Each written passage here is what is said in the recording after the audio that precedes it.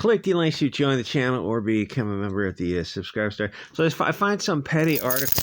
Oh, thanks, dog. I find some petty article about just some Hollywood. Like every subtitle should be some Hollywood idiot, and I mean like in the Variety and wherever they're doing the original interviews.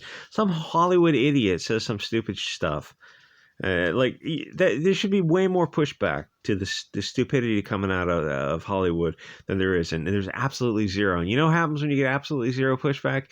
You get this far left-wing whack job echo chamber where people are standing and applauding for like, you know, Weinstein or Roman Polanski. Like, you guys are applauding monsters, and you're so deep in an echo chamber, you think that is good. Every stupid idea you come up with, someone says it's, you know, the equivalent of stunning and brave, because you never get any honest feedback.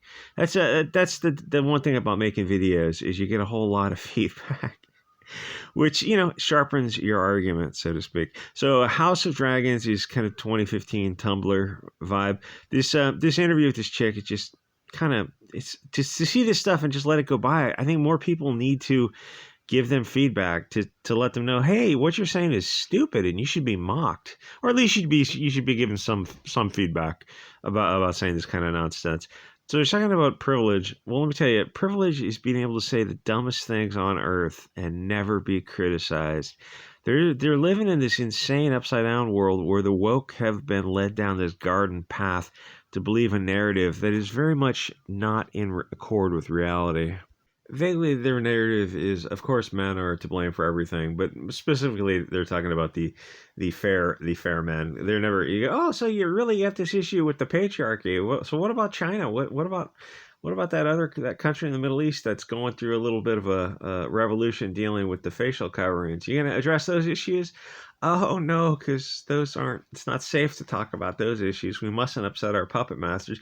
Yeah, I can't help but notice that you guys are all stunning and brave, except when it comes to the Chinese market. Then all of a sudden you just yes, sir. You want us to censor for the Chinese version? No problem whatsoever. Oh, so what happened to that stunning and brave principled stand? That's only in the West, where there are no consequences whatsoever. So, you know why the fair men of the blonde and blue hair type, or the green eyes, come up with like pretty much the best ideas ever, or why you'd want a group of them working together on a project? Like if you had to pick from, you know, wherever, and you put a group together, it's like, you know what you'd want the group to look like. Because you know just the probabilities of, like, you're just rolling the dice. You go, okay, well, I know where the probabilities lie. You know why that is? Why you'd want certain people working together on projects, coming up with ideas? Because they're constantly being challenged. They have better ideas because they have their arguments sharpened on it for their whole lives, both within and without their group. And I know this might be a little bit, and the thing is, people, it's like you have no idea, and like if you know, you know what I'm talking about, and if you don't know, like you're just living in this kind of dream world. But like people who know, people who you know. So this might be a little too base for YouTube, but it's the truth, or at least it's pretty close to the truth. Privilege is never having your ideas challenged, which it really is the worst thing you can do. It's that soft bigotry of lowered expectations. That is the absolute worst thing you can do to a lot of these people, is always just kind of smile and nod and say, oh yeah, that idea sounds great. You want to have like you go swimming with crocodiles in the heat of summer? Oh yeah, what a novel idea. You could have like a whole tourist industry just because they're of a privileged protected class. It's like the left wing on Twitter. You just keep that idea, the soft bigotry of lowered expectations. They come up with ideas and they're just, you want to surf on a shark? Well, chumming blood to knock yourself out. I'm sure that will be a success. Because the thing is, they can always shut down conversations because they just call people Islamophobic, and then they can get a social media dogpile to get somebody doxxed and fired and destroy their life. Eventually, you know, people aren't dumb. They learn to self-censor. They learn who the masters are in America or in Hollywood, what ideas may be criticized and what ideas just have to be left alone. It's like, well, that means you're going to get a lot of bad ideas if there's no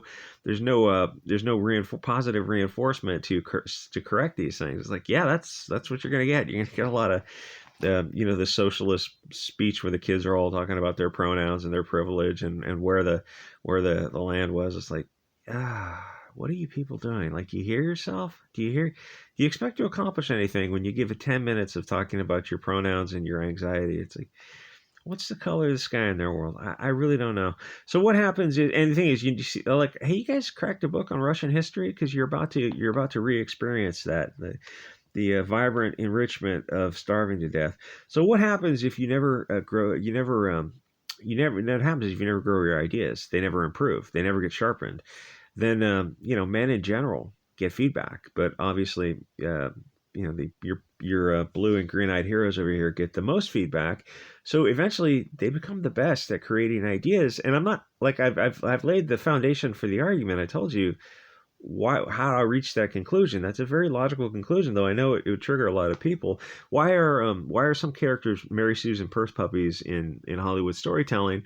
And when you see the fair skinned man, he's going to obviously be the antagonist, but he's also going to have more nuance and be multifaceted because he doesn't have to be a purse puppy and Mary Sue, where you see a darker countenance and you're gonna that they can do no wrong because Hollywood is scared to death to write them, because if they wrote them as nuanced, well, they'll just get dogpiled on social media and then they just get fired, blacklisted. So every purse puppy character is going to be this flat, two-dimensional. What did Zach had a phrase for those kind of characters? The soulful saints or something like that. It's like what you're going to get with them. They're never going to have any nuance to them at all. You're never going to see them, with the full depth of character that you can give to the European characters, whether in comics or movies or any kind of storytelling. And I know all this kind of stuff is a harsh truth, but you also know that I'm making a point here. A man cannot say the stupid stuff that this lady says in an interview, because he would just the amount of feedback you get on social media, he'd be absolutely destroyed. It's like Hollywood has, I was going to say society created this, but you and I aren't pulling the strings on society. That has kind of changed a little bit with social media and the tech buy-in point where you can get online with a cell phone and start spreading your message. So we're not pulling the strings on this Hollywood narrative. Hollywood, is pulling the strings on this, and they peaceful, legal, constitution protected redress of grievance. So after due process. So the anti-intellectualism of their arguments is just a complete and utter lack of self-awareness to talk about a world that men made. And the thing is, what she's talking about is a metaphor. She's not just talking about this man, the guy who wrote this story, Martin, or this fictional world, or she's talking about. She's talking about one group of men in specific. It's so insanely stupid to say these words aloud and not feel any twinge of your consciousness is the back of your mind is saying, oh, maybe here's some inconsistencies with your logical foundation that don't seem to be leading to the conclusion you think it leads to. So the privilege of never having someone gently offer a counterpoint to your opinions, which, like I said, is not really a privilege. There are many different types of privileges in it. I mean, it's a detriment. You rely on it to your detriment, and you will suffer for it over the long term. It's like just feeding yourself candy because it tastes good. It's like, well, you're not going to enjoy the consequences of that. The thing is, by those privileges, right? Like who holds the power to censor and deplatform in modern day? It's like you're saying that group of people is privileged. That doesn't quite make sense.